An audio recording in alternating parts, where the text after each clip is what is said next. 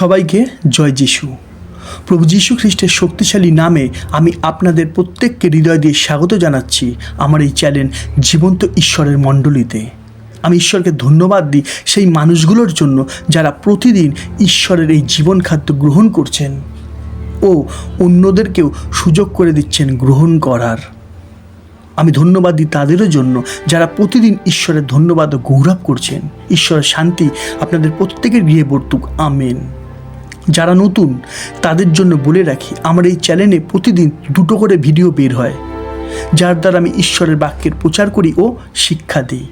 প্রতিদিন সকাল 10টায় বড় ভিডিও অর্থাৎ 10 থেকে 15 মিনিট, আর প্রতিদিন সন্ধ্যে 7টায় শর্ট ভিডিও অর্থাৎ 1 থেকে 2 মিনিটের ভিডিও।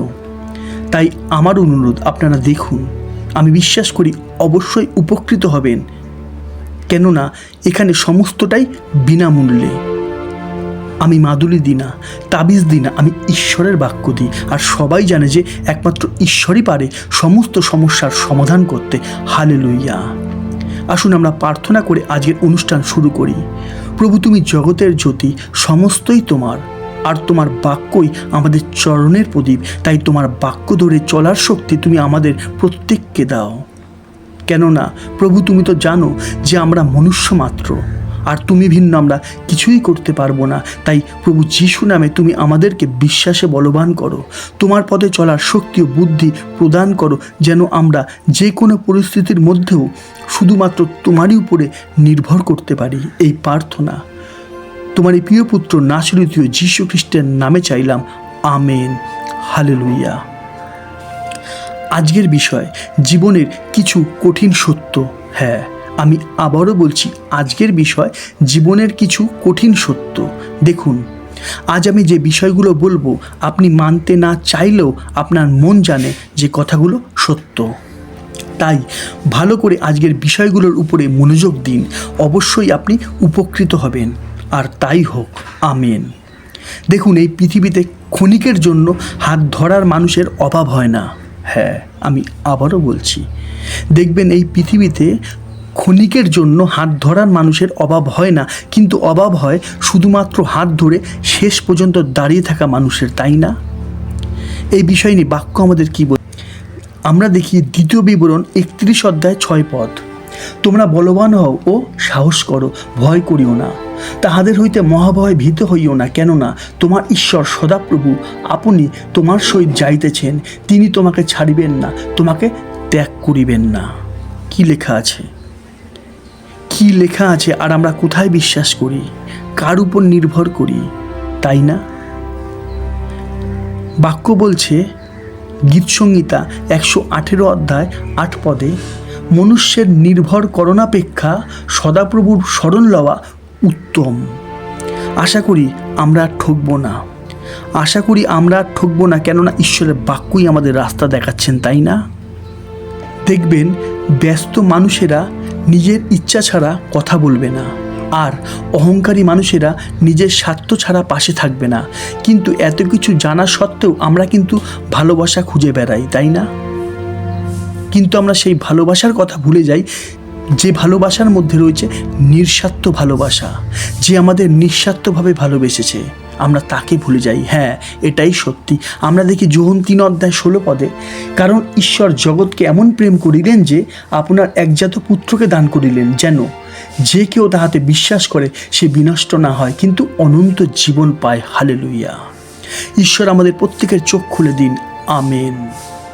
যার ফলে আমরা জগতের সমস্ত মায়া থেকে বেরোতে পারি।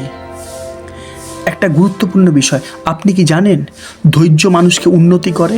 হ্যাঁ, ধৈর্য মানুষকে উন্নতি করে, আর রাগ মানুষকে ধ্বংস করে। ধৈর্য আসে ঈশ্বর থেকে, আর রাগ আসে শয়তান থেকে।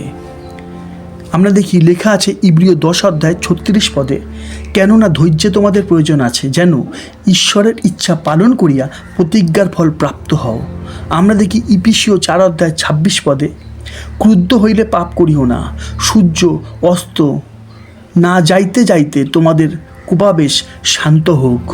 হ্যাঁ, এইটাই সত্য, কেননা আমরা রাগের বশেই পাপ করে ফেলি, তাই না? মাথায় রাখবেন যে আমরা ক্রোধের সন্তান নয়, কিন্তু ঈশ্বরের সন্তান। তাই আমাদের ঈশ্বরের বাক্যের উপরে ধৈর্য রাখতে হবে। তাই হোক, আমেন।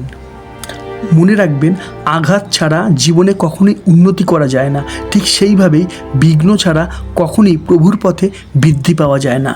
আমি আবারও বলছি, মনে রাখবেন, আঘাত ছাড়া জীবনে কখনোই উন্নতি করা যায় না, ঠিক সেইভাবেই বিঘ্ন ছাড়া কখনোই প্রভুর পথে বৃদ্ধি পাওয়া যায় না। কেননা লেখা আছে, আমরা দেখি লূক 17:1 যিশু আপন শিষ্যদিগকে আরও কহিলেন, বিঘ্ন উপস্থিত না হইবে এমন হইতে পারে না। হালেলুইয়া। কেননা প্রভুর পথে আপনি যত বিঘ্ন পাবেন তত আপনি বিশ্বাসে বলবান হবেন। তাই তো সাধু পৌল বলেছিলেন, আমরা দেখি 2 করন্থীয় 12:10 এই হেতু খ্রিস্টের নিমিত্ত নানা দুর্বলতা, অপমান, অনাটন, তাড়না, সংকট ঘটিলে আমি প্রীত হই। কেননা যখন আমি দুর্বল তখনই বলবান। আমি আবারও পড়ছি, কেননা যখন আমি দুর্বল তখনই বলবান। কেমন লাগছে? যদি ভালো লাগে ঈশ্বরকে একটা ধন্যবাদ দিন। একমাত্র ঈশ্বরেরই গৌরব হোক। আমেন। দেখবেন, আপনি যখন মিথ্যে থেকে সত্যের পথে প্রবেশ করবেন, যখন আপনি মিথ্যে থেকে সত্যের পথে প্রবেশ করবেন, প্রভু যিশুকে বিশ্বাস করে গ্রহণ করবেন, একমাত্র তারই বাক্য পালন করবেন, তারই উপরে নির্ভর করবেন, একমাত্র তখনই আপনি ঈশ্বর সন্তান হয়ে উঠবেন। কিন্তু তখনই শুরু হবে সমস্যা, আসতে থাকবে বিঘ্ন। কেননা আপনি যত বেশি সরল ও ভালো মনের মানুষ হয়ে উঠবেন, তত বেশি আপনাকে কষ্ট সহ্য করতে হবে। কেননা এটাই জগতের নিয়ম। কে করছে, কোথা দিয়ে আসছে এই মন্দ বিষয়গুলো? আমরা দেখি 1 পিতর 5:8 তোমরা প্রবুদ্ধ হও, জাগিয়ে থাকো। তোমাদের বিপক্ষ দিয়াবল গর্জনকারী সিংহের ন্যায় কাহাকে গ্রাস করিবে তাহার অন্বেষণ করিয়া বেড়াইতেছে।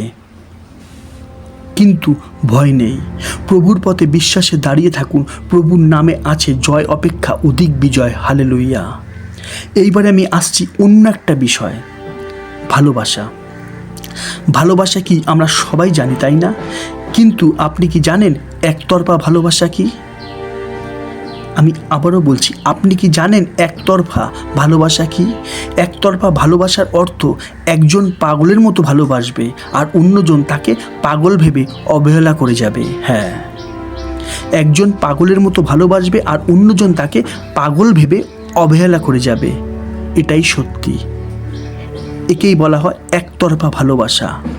এই একতরফা ভালোবাসাই হলো প্রভু আর আমাদের মধ্যে। প্রভু আমাদের নিঃস্বার্থ ভালোবেসে গেছেন, তার জীবন দিয়েছেন, আর আমরা তাকে অবহেলা করেই সরিয়ে দিচ্ছি, তাই না? আমরা তাকে অবহেলা করেই যাচ্ছি। কেননা বেশিরভাগ মানুষই তো তাকে মনে করে থাকে শুধুমাত্র সমস্যার মধ্যে, তাই না? এখানে আমি আর কি বলবো, ঈশ্বরই আমাদের পরিবর্তন করুন। আমেন। দেখুন, পৃথিবীর সবচেয়ে নরম জিনিস হচ্ছে এই মন বা হৃদয়, যা ভাঙতে কোনো হাতুড়ির প্রয়োজন হয় না। শুধুমাত্র মুখের কয়েকটা ভাষা আর ব্যবহারই যথেষ্ট, তাই না? কিন্তু এই মন বা হৃদয় যখন ঈশ্বরের মন্দিরে পরিণত হয়, তখন এই হৃদয়টা হয়ে ওঠে বিশ্বের সবচেয়ে শক্তিশালী জিনিস, যা শয়তানের অগ্নিবাণকেও সহ্য করার ক্ষমতা রাখে। হালেলুইয়া। আমরা দেখি ইফিসীয় 6:16 এই সকল ছাড়া বিশ্বাসের ঢালও গ্রহণ করো, যাহার দ্বারা তোমরা সেই পাপাত্মার সমস্ত অগ্নিবাণ নির্বাণ করিতে পারিবে। তাই আর দেরি নয়, আসুন আমরা আজ থেকে নয় কিন্তু এখন থেকে ঈশ্বরের বাক্যের উপর নির্ভর করতে শুরু করে দিই। তাই হোক। আমেন। দেখুন, সম্পর্ক টিকিয়ে রাখার ইচ্ছা যদি 2 দিক থেকেই থাকে, তবে কোনো সম্পর্কই ভাঙা সম্ভব নয়। আমি আবারও বলছি, সম্পর্ক টিকিয়ে রাখার ইচ্ছা যদি 2 দিক থেকেই থাকে, তবে কোনো সম্পর্কই ভাঙা সম্ভব নয়। তাই শুধুমাত্র ঈশ্বরের ভালোবাসাতেই সম্পর্ক গড়ে ওঠে না, কিন্তু আমাদেরও ভালোবাসার প্রয়োজন আছে। লেখা আছে, আমরা দেখি ইব্রিয় 11:6 কিন্তু বিনা বিশ্বাসে প্রীতির পাত্র হওয়া কাহারও সাধ্য নয়, কারণ যে ব্যক্তি ঈশ্বরের নিকটে উপস্থিত হয় তাহার ইয়া বিশ্বাস করা আবশ্যক যে ঈশ্বর আছেন, এবং যাহারা তাহার অন্বেষণ করে তিনি তাহাদের পুরস্কার দাতা। হালেলুইয়া। আশা করি পরিষ্কার। এইবার একটা শেষ কথা মাথায় রাখবেন, আপনি যদি ধনী হন, আপনি যদি ধনী হন, তাহলে আপনার দূর সম্পর্কের আত্মীয়রাও রোজ 2 বেলা আপনার খোঁজ নেবে। কিন্তু আপনি যদি প্রভুর পথে চলতে শুরু করেন, কিন্তু আপনি যদি প্রভুর পথে চলতে শুরু করেন তবে আপনার প্রিয়জনেরাও আপনাকে দেখে এড়িয়ে যাবে। হ্যাঁ, এড়িয়ে যাবে, এটাই সত্যি। কেননা লেখা আছে যোহন 15:19 তোমরা যদি জগতের হইতে তবে জগৎ আপনার নিজস্ব ভালোবাসিত, কিন্তু তোমরা তো জগতের নহ, বরং আমি তোমাদিগকে জগতের মধ্য হইতে মনোনীত করিয়াছি, এই জন্য জগৎ তোমাদিগকে দেশ করে। এখানে আমার আর কিছু বলার নেই, কেননা বলছে তো ঈশ্বরের বাক্য, তাই না? তাই আমাদের খুব সাবধান ও সতর্ক হয়েই প্রভুর পথে চলতে হবে, কেননা এই কাল মন্দ। কিন্তু ঈশ্বরের ধন্যবাদ হোক, কেননা তিনি আমাদের সহবর্তী। তিনি আমাদের কখনোই ছাড়বেন না, ত্যাগ করবেন না। তিনি প্রতিদিন আমাদের সঙ্গে সঙ্গে আছেন। হালেলুয়া। ঈশ্বরের অনুগ্রহ, ঈশ্বরের বাক্যে বিশ্বাসী প্রত্যেক ভাই বোনের উপরে বর্তুক। আমেন। আশা করি আজকের বিষয় জীবনের কিছু কঠিন সত্য আমাদের প্রত্যেকের কাছেই পরিষ্কার, তাই না? ঈশ্বরের ধন্যবাদ হোক তার জীবন্ত বাক্যের জন্য, যার দ্বারা আমরা ঈশ্বরের শিক্ষায় শিক্ষিত হতে পারছি। হালেলুয়া। আজ এতটাই। আবার দেখা হবে ঈশ্বরের জীবন্ত বাক্যের নতুন কোনো শিক্ষা নিয়ে। ততক্ষণ সবাইকে জয় যিশু, জয় যিশু, জয় যিশু।